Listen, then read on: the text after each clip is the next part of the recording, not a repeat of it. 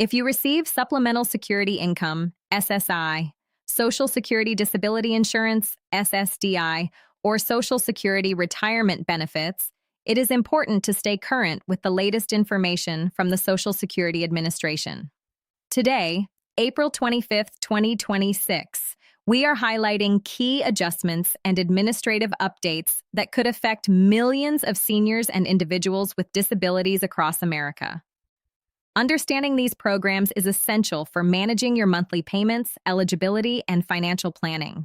Changes in these programs often mean adjustments to income limits, work rules, and benefit amounts that can personally affect you.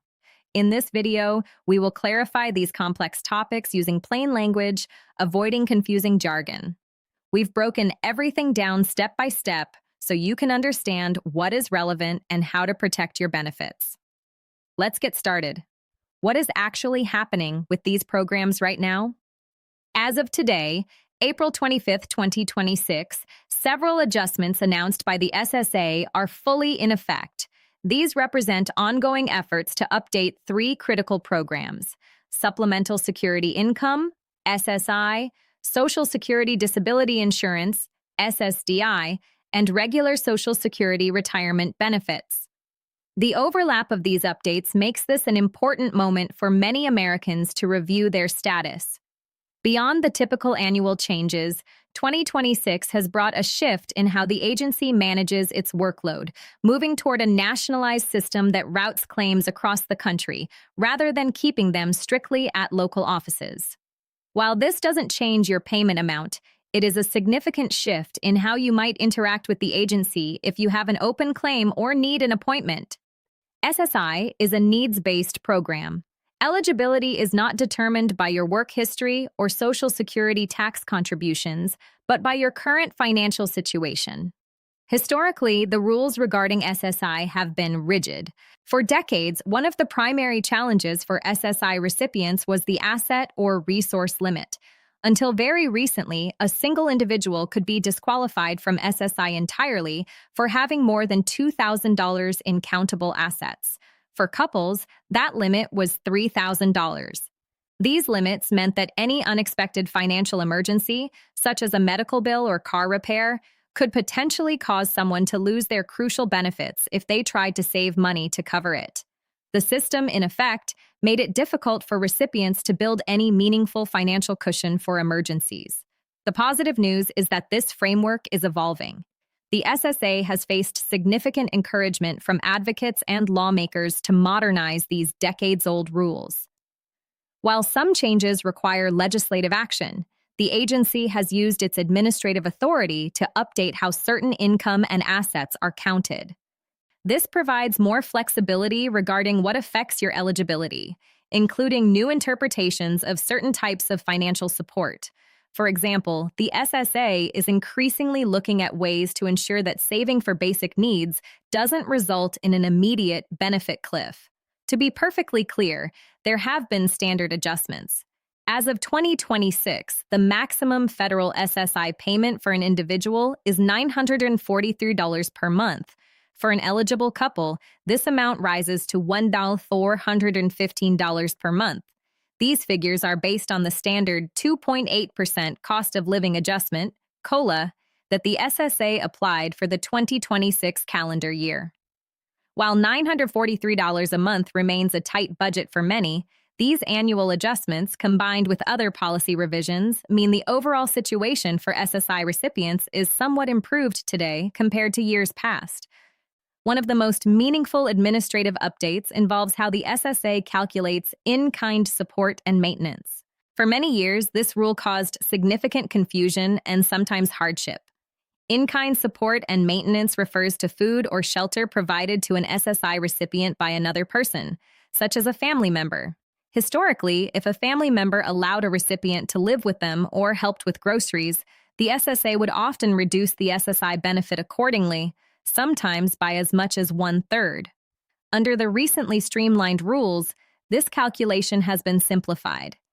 In many cases, Food is no longer counted in these calculations, and certain types of family assistance no longer trigger the payment reductions they used to, which provides significant relief for individuals who rely on family support. Now, let's discuss SSDI, Social Security Disability Insurance. This program functions differently than SSI.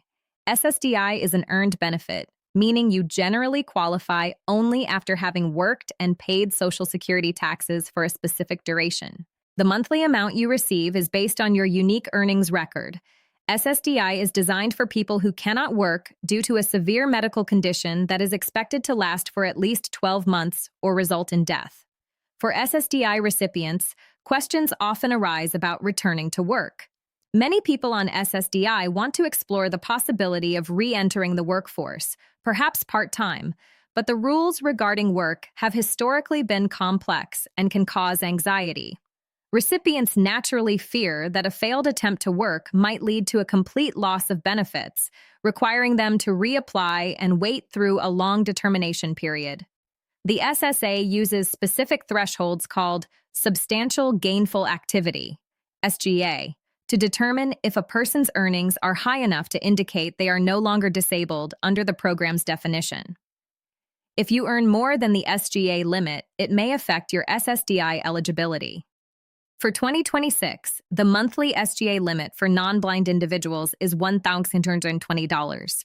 For individuals who are legally blind, the limit is higher, set at $2,800 per month. If you are on SSDI and considering work, it is important to know these specific earnings limits.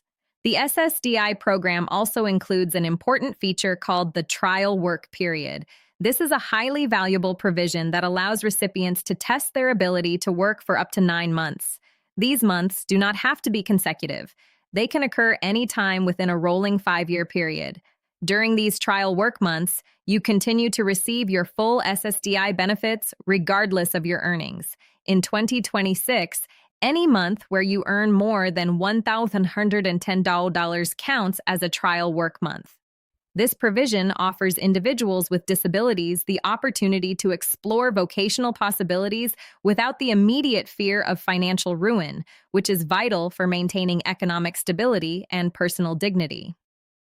Now, let's address regular Social Security retirement benefits. This is the program most people are familiar with. If you are approaching retirement or already collecting benefits, it's important to understand how annual changes affect your monthly payment. The most widely publicized annual update is the Cost of Living Adjustment, COLA. The COLA for 2026 has already been applied to benefit checks.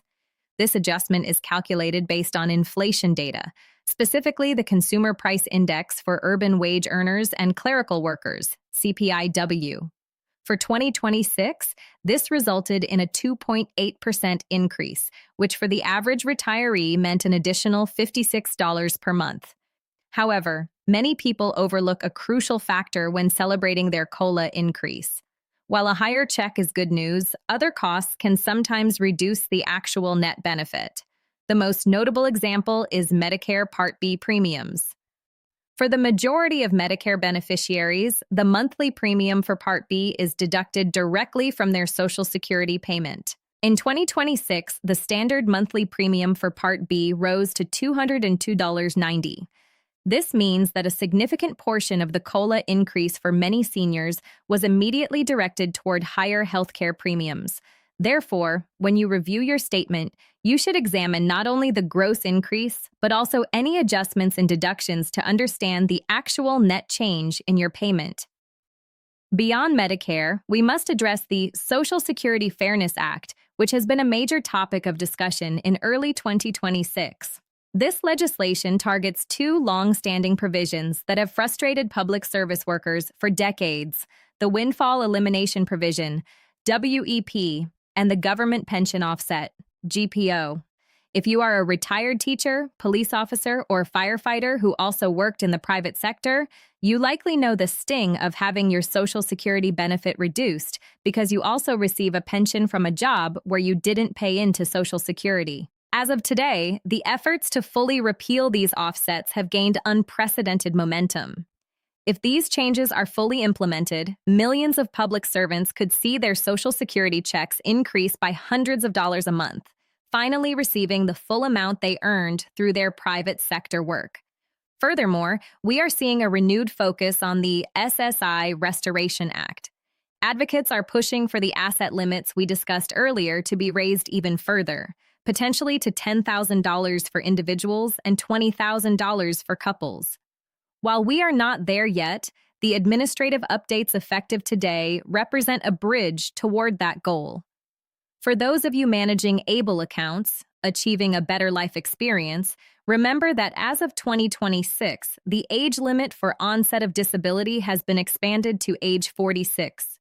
This means more people can save up to $100,000 in these tax-advantaged accounts without losing their SSI eligibility, a massive win for financial independence within the disability community. Fortunately, there is a legal safeguard known as the hold harmless provision. This rule generally ensures that your net Social Security payment does not decrease from one year to the next solely because of a Medicare Part B premium hike. If the potential premium increase would be greater than your COLA adjustment, the SSA will usually limit the premium increase deducted from your check. While most recipients are protected by this provision, those who are newly enrolling in Medicare, or those with higher incomes who pay the Income-Related Monthly Adjustment Amount, IRMA, may not be covered in the same way. Understanding IRMA and how these rules apply is complex, and you should consider consulting a Medicare counselor or Social Security expert. Beyond the numbers, we must look at the broader legislative environment. In 2026, there is ongoing discussion in Congress regarding the One Big Beautiful Bill, which includes significant tax deductions for seniors over 65. This legislation aims to provide a deduction of up to $6,000 for individuals to help offset the taxes they pay on their Social Security benefits. This is a critical development because as COLA increases push nominal incomes higher, more seniors are finding themselves crossing the thresholds where their benefits become taxable. Currently, if your provisional income is over $25,000 as an individual or $32,000 as a couple, up to 50% of your benefits can be taxed. If you're over $34,000 or $44,000 respectively, that jumps to 85%. Another area of interest in 2026 is the Social Security Expansion Act. This proposal suggests changing the way COLA is calculated entirely, moving from the CPIW to the CPIE, or the Consumer Price Index for the elderly. The CPIE puts more weight on healthcare and housing costs, which typically rise faster than the general inflation rate used for urban workers. While this change is still being debated, it highlights the growing recognition that the current system may not fully reflect the true cost of living for retirees. Let's also discuss the rules for people who continue to work while collecting Social Security retirement benefits, particularly those who file for benefits before reaching their full retirement age, FRA. This is a common situation, but the rules can be confusing. The SSA applies an earnings test for these early filers. For 2026, if you are below FRA, you can earn up to $24,180 per year. If you earn more than that, the SSA will withhold $1 for every $2 you earn over the limit. If you reach your FRA during 2026, the limit is much higher at $65,160, and they only withhold $1 for every $3 earned. It's important to note that you do not lose these benefits forever. They are eventually calculated back into your payment amount once you reach your full retirement age. However, in the short term, it can lead to reduced monthly cash flow. Since many people file for benefits as early as 62, understanding the earnings test is very relevant for financial planning. Speaking of when to file, deciding when to claim Social Security benefits is one of the most significant financial choices any senior will make. The basic trade-offs haven't changed, but they are critical to understand. You can claim benefits as early as age 62, but doing so means accepting a permanent reduction in your monthly payment, typically 25% to 30% less than if you had waited until your full retirement age. Your FRA is determined by your birth year. For those born between 1943 and 1954, it is 66, and it gradually increases to 67 for those born in 1960 or later. Conversely, if you delay claiming benefits beyond your full retirement age, your monthly payment increases by about 8% for each year you wait, up until you reach age 70. There is no benefit to waiting past age 70. The right time for you to file depends entirely on your unique health situation, financial needs, other income sources, and spouse's situation. Furthermore, do not overlook spousal and survivor benefits. These are critical components of the system, especially for spouses who may have shorter work histories due to caregiving responsibilities. If you are married, you might be eligible for a spousal benefit worth up to 50% of your spouse's full retirement amount. Most significantly, if your spouse passes away, you may be eligible for a survivor benefit equal to 100% of the benefit your spouse was receiving. For divorced individuals, there are also rules that may allow you to claim benefits based on your ex-spouse's record if the marriage lasted at least 10 years and you are currently unmarried. In addition to these traditional benefits, 2026 has seen a push for caregiver credits. This is a proposed policy that would grant Social Security credits to individuals who leave the workforce to care for children or elderly parents. Currently, these years count as zeros in your 35-year earnings average, which can significantly pull down your final benefit amount. If caregiver credits become a reality, they would provide a much more equitable foundation for those who have dedicated their lives to family service. We must also touch upon the operational changes at the SSA. In 2026, the agency is aggressively pursuing a digital-first strategy. They have launched a new mobile application and upgraded their national 800 number with intelligent call routing. While the goal is to cut wait times, aiming for a 6-minute average by the end of the fiscal year, this shift can be challenging for those who prefer in-person support. The new National Appointment Scheduling Calendar is intended to allow for easier self-service, but it marks a departure from the traditional model where you could simply walk into a local office and expect localized knowledge. This makes it more important than ever for you to have a My Social Security account set up online so you can track your own statements and notices directly. Finally, a crucial warning regarding Social Security scams. This issue cannot be overstated. Please be vigilant against scammers who use increasingly sophisticated methods to target seniors. In 2026, we are seeing a rise in AI voice cloning scams, where a caller might sound exactly like a government official or even a family member in distress. These criminals may contact you via phone, email, or text, pretending to be SSA employees. They might claim your Social Security number has been suspended due to illegal activity or demand payment via gift cards or wire transfers. This is not how the actual SSA functions. The SSA will never call you unannounced to threaten you. If you receive suspicious communication, do not respond. To wrap up, remember that the Social Security system represents your contributions from years of hard work.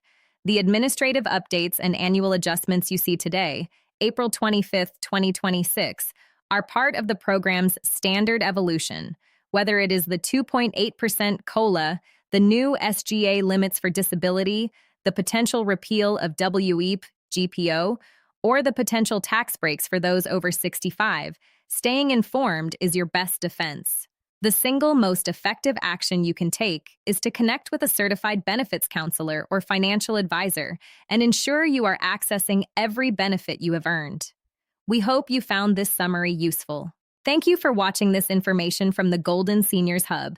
Your retirement, financial security, and peace of mind are very important. Subscribe to this channel for more informative content and relevant updates. We will continue to track every policy change and legislative update to keep you ahead of the curve. Your future depends on the decisions you make today, and we are here to help you navigate those choices with clarity and confidence.